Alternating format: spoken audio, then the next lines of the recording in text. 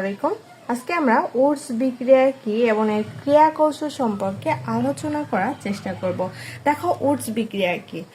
1853 সালে বিজ্ঞানী ওটস সর্বপ্রথম প্রতিসম আলকেন বা আলকেন উচ্চতর আলকেন প্রস্তুতির জন্য একটি সরল, কার্যকর এবং সফল পদ্ধতি আবিষ্কার করেন, যাকে আবিষ্কারকের নাম অনুসারে ওটস বিক্রিয়া বলা হয়।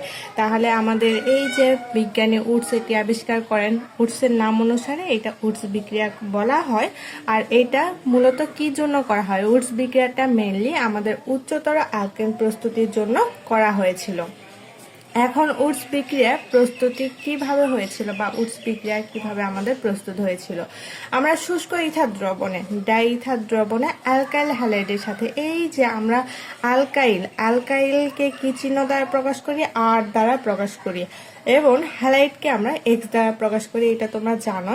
এক্স ইকুয়াল টু যে কোনো হ্যালোজেন গ্রুপের মৌলগুলো হতে পারে, ক্লোরিন, ফ্লোরিন, ব্রোমিন, আয়োডিন বা অ্যাসটাটিন, যে কোনো কিছু হতে পারে। তাহলে শুষ্ক ইথার দ্রবণে আমরা অ্যালকাইল হ্যালাইড বিশুদ্ধ এবং শুষ্ক ধাতব সোডিয়ামের ছোট্ট ছোট্ট টুকরা যোগ করে উত্তপ্ত করলেই আমরা উচ্চতর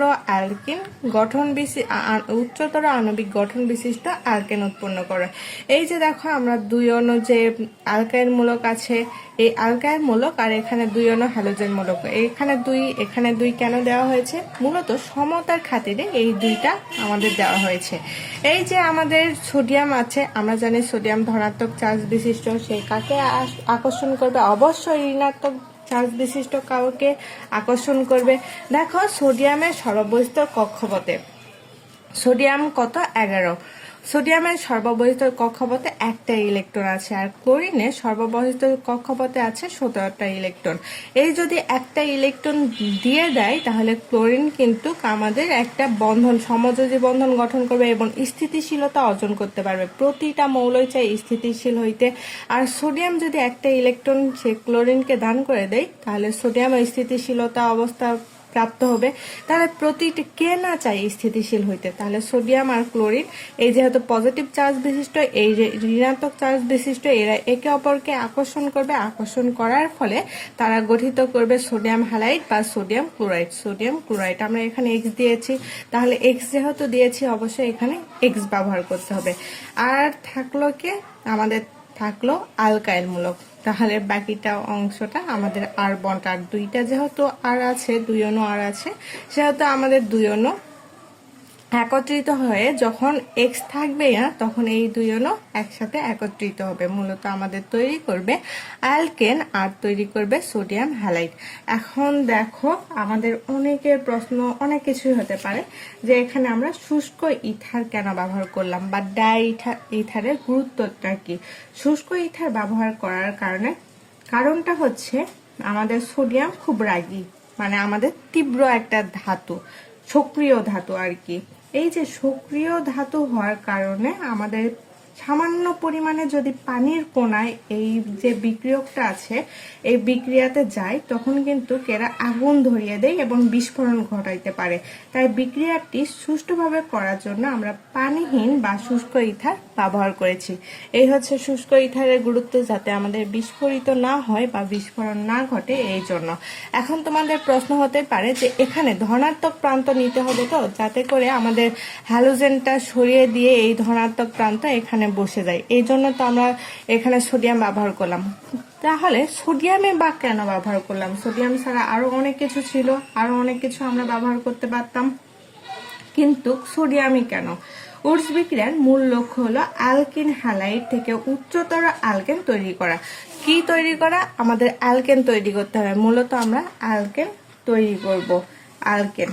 আর আমাদের সোডিয়াম অত্যন্ত শক্তিশালী তড়িৎ ধনাত্মক। এটা আমাদের সোডিয়াম সহজেই তার বাহিরের শক্তি স্তরের বা বাহিরের যে স্তরটা আছে, এই যে বাহিরের যে কক্ষপথ আছে, এই কক্ষপথের যে ইলেকট্রনটা আছে, এই ইলেকট্রন ছেড়ে দিয়ে অ্যালকেন হ্যালাইডের সাথে, এই যে আমাদের অ্যালকাইল হ্যালাইড আছে না, আর বন্ড এক্স এই অ্যালকাইল হ্যালাইডের সাথে একটা বন্ধন ভাঙতে সাহায্য করে। এই অ্যালকাইল হ্যালাইডের মধ্যে যে স্ট্রং বন্ধনটা ছিল, অ্যালকাইল এইটাও কিন্তু পজিটিভ চার্জ বিশিষ্ট এবং আমাদের হ্যালাইড এই নেগেটিভ চার্জ বিশিষ্ট, এদের মধ্যেও কিন্তু একটা বন্ধন ছিল। কিন্তু এই যে সোডিয়াম এই শক্তিশালী হওয়ার কারণে সহজেই এখানে অ্যাটাক করতে পারে এবং অ্যাটাক করার মাধ্যমে এই হ্যালোজেনকে নিয়ে আসতে পারে এবং সোডিয়াম হ্যালাইড গঠন করতে পারে।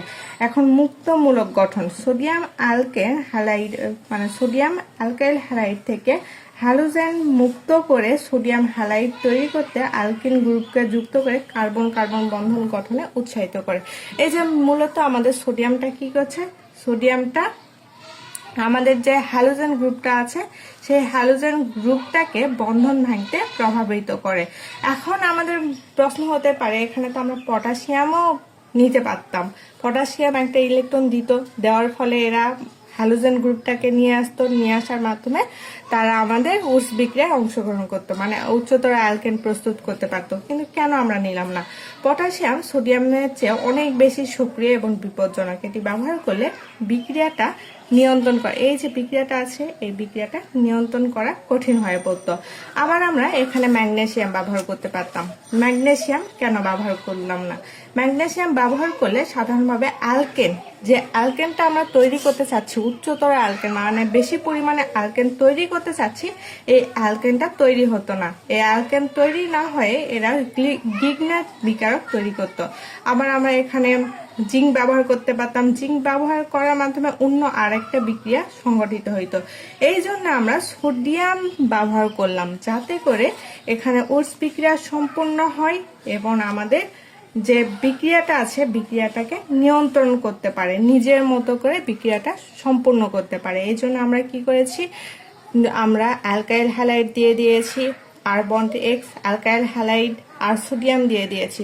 সোডিয়াম দেওয়ার ফলে এই তো ধনাত্মক চার্জ বিশিষ্ট আর এই ঋণাত্মক চার্জ বিশিষ্ট, এরা একে অপরকে আকর্ষণ করছে, আর আকর্ষণ করার মাধ্যমে তারা তৈরি করছে সোডিয়াম হ্যালাইড। আর থাকলো কে দুই অণু আর, মানে আমাদের অ্যালকাইল মূলকগুলো ছিল। এই অ্যালকাইল মূলক একসাথে একত্রিত হয়, তারা তৈরি করলো আর বন্ড আর, যেটাকে আমরা অ্যালকেন বলে থাকি। এখন এই বিক্রিয়ার একটা সুনির্দিষ্ট উদাহরণ তো আমাদের দেওয়াই যায়, তাই না?